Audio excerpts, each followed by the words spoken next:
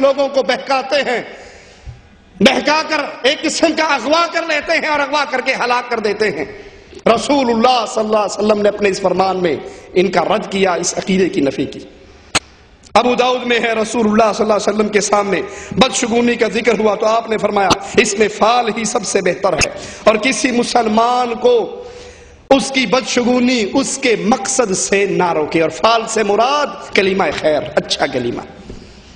اسی لیے حدیث میں آتا ہے رسول اللہ صلی اللہ علیہ وسلم جب کسی اہم کام کے لیے نکلتے، سفر کے لیے نکلتے، تو آپ پسند کرتے کوئی کہے یا راشد، اے کامیاب، اے ہدایت یافتہ، اس طرح کے جملوں کو رسول اللہ صلی اللہ علیہ وسلم پسند فرماتے۔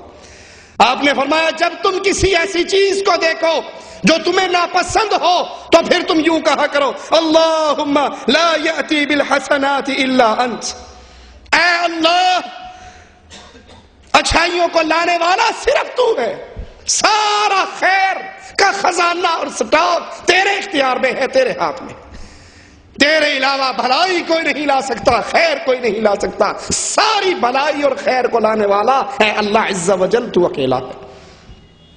وَلَا يَدْفَعُ السَّيِّئَاتِ إِلَّا أَنْتَ وَلَا حَوْلَ وَلَا قُوَّةَ إِلَّا بِكَ، برائیوں کو ٹالنے والا بھی تو ہے، تیری توفیق کے بغیر نہ کوئی بھلائی حاصل کی جا سکتی ہے اور نہ کسی برائی سے روکا جا سکتا ہے، برائیوں سے روکنے والا بھی تو، بھلائیاں عطا کرنے والا بھی تو، برائیوں کو دور کرنے والا بھی تو، حسنات نیکیاں دینے والا بھی تو۔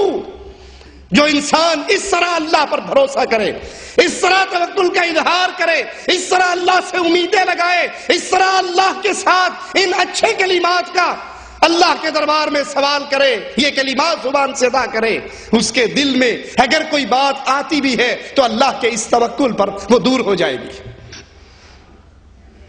ترمذی میں ہے رسول اللہ صلی اللہ علیہ وسلم جب کسی اہم مشن پہ نکلتے، کسی اہم کام پہ جاتے تو آپ پسند فرماتے کوئی آپ کو کہے یا راشد، اس طرح کے الفاظ اللہ کے نبی نے پسند فرمائے۔ ابو داؤد میں ہے رسول اللہ صلی اللہ علیہ وسلم کسی چیز سے بدشگونی نہیں لیا کرتے تھے، کسی چیز سے اللہ کے نبی بدشگونی نہیں لیا کرتے تھے۔ اسی طرح ابو داؤد اور ترمذی میں ہے عبداللہ بن مسعود رضی اللہ عنہ وارضاہ سے روایت ہے رسول اللہ صلی اللہ علیہ وسلم نے فرمایا بدفعلی شرک ہے، اور ہم سے کوئی شخص ایسا نہیں جس کے دل میں بدفعلی کی کچھ نہ کچھ آمیزش نہ ہو، لیکن اللہ تعالیٰ اسے توکل کے ذریعے ختم فرما دیتا ہے۔ اگر دل میں کوئی خیال آئے بھی صحیح، بھروسہ کوئی بات آئے بھی صحیح، وہ فوراً اپنا تعلق اللہ سے جوڑے، اے اللہ خیر تیرے ہاتھ میں، اے اللہ ہر طرح کی برائی سے بچانے والا تو ہے، بھلائی عطا کرنے والا تو ہے، میں تجھ پہ بھروسہ کرتا ہوں، اور جو تجھ پہ بھروسہ کرے اللہ وہ کامیاب ہے، جو اس طرح کی باتیں کرے، جو اس طرح اپنے دل کو توحید کے نور سے منور کرے، اس کے دل میں آنے والا وہ خیال بھی نکل جاتا ہے۔ اور یہ حدیث بدشگونی کے حرام اور شرک ہونے کی واضح دلیل ہے۔ اس کے شرک ہونے کی وجہ کہ انسان کا تعلق غیر اللہ سے جڑ جاتا ہے، وہ غیر اللہ کو نافع اور ضار سمجھتا ہے کہ یہ الو بول رہا ہے، اس کی آواز میں نحوست ہے، اس کی آواز میں نقصان ہے، حالانکہ سارا نقصان اگر دینے پہ اللہ آئے کوئی روک نہیں سکتا، نقصان اس کے ہاتھ میں، نفع اس کے ہاتھ میں، وہ خالق مالک رازق ہے، تو سب سے تعلق توڑ کے اس اللہ سے جوڑنا چاہیے۔ مسند احمد میں عبداللہ بن عمر سے روایت ہے رسول اللہ صلی اللہ علیہ وسلم نے فرمایا جس شخص کو کوئی بدشگونی اس کے کام سے روک دے اس نے شرک کیا۔ لوگوں نے پوچھا کفارہ کیا ہے تو رسول اللہ صلی اللہ علیہ وسلم نے کہا کہ وہ کہے اللہم لا خیر الا خیرک ولا طیر الا طیرک ولا الہ غیرک، اے اللہ عز و جل تیری بھلائی کے علاوہ کوئی بھلائی نہیں، اور یہ پرندہ بھی تیری ہی مخلوق ہے، تیرے علاوہ کوئی معبود نہیں۔ تو توحید کا یہ عقیدہ، توحید کی یہ نعمت، اللہ سے جڑا ہوا یہ تعلق، اہل ایمان کی اللہ سے یہ محبت اس کے دل میں آنے والے ہر خیال کو ختم کر دیتی ہے۔ جب اللہ سے تعلق اور محبت، پیار اور توکل اس حد تک بڑھ جائے کہ جب بھی مانگنا ہے، سوال کرنا ہے اللہ سے، ڈرنا ہے تو اللہ سے، اللہ کے علاوہ کائنات کی کوئی چیز نہ نقصان دے سکتی ہے نہ فائدہ کر سکتی۔ امیر عمر رضی اللہ عنہ وارضاہ کے اس قول کو اپنے سامنے رکھیے.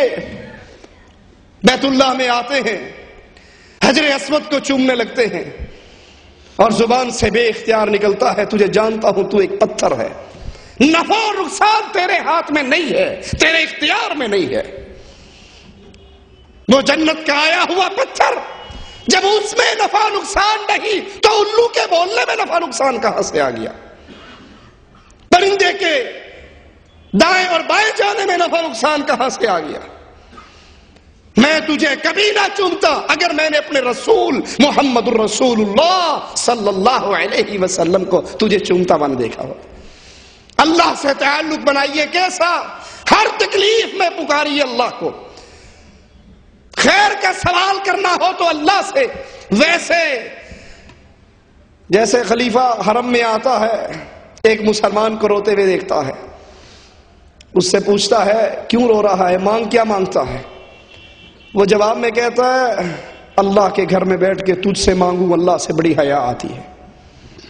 اللہ کے گھر میں بیٹھ کے تجھ سے مانگوں اللہ سے بڑی حیا آتی ہے. وہ پیچھے ہو کے بیٹھ جاتا ہے, یہ دعائیں کر کے فارغ ہو کے جب حرم سے نکلتا ہے پیچھے پیچھے وہ بھی چلتا ہے. کہتا اچھا تو نے وہاں تو کہا تھا نا کہ اللہ کے گھر میں بیٹھ کے تجھ سے مانگوں تو بڑی حیا آتی ہے.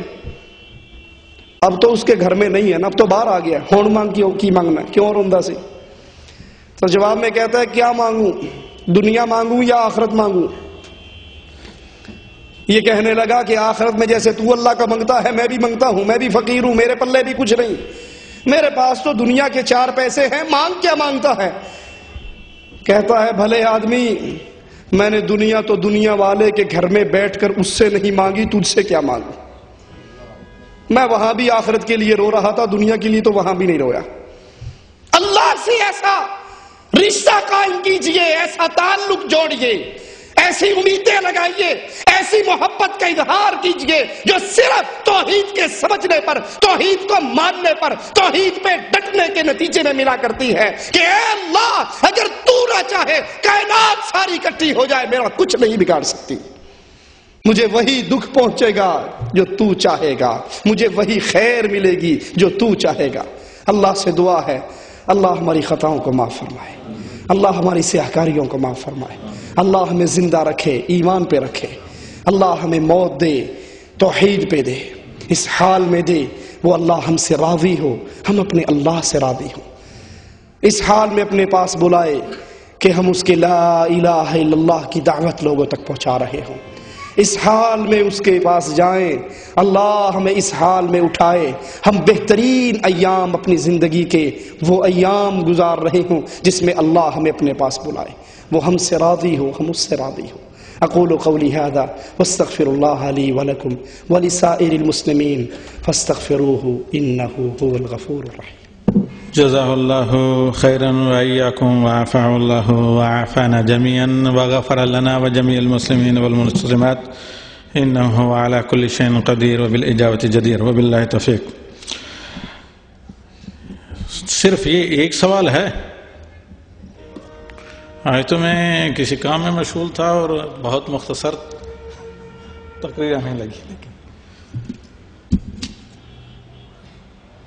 میں آپ کو تلاش کر رہا تھا اور آپ ستون کے پیچھے بیٹھے ہیں, ادھر رہیے, مل کر جائیے. ایک سوال تو جس کے خطاب, جس کے مخاطب ہم ہیں, وہ یہ ہے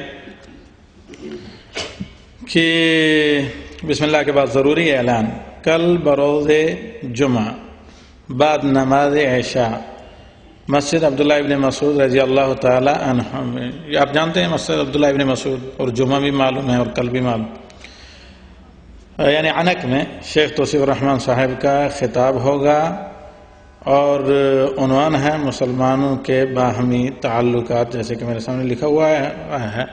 تو آپ لوگ وہاں کل عشاء کی نماز کے بعد درس میں بیان کے ساتھ بریانی کی خوشبو سے مستفید ہو سکتے ہیں. تو جزاکم اللہ خیر. باقی دعاؤں میں اور دیگر چیزوں میں سب کا خیال بھی رکھیے گا, اور اپنا بھی خیال. یہ چند سوالات ہیں شیخ, پہلا یہی آیا تو اسی کو رکھیں.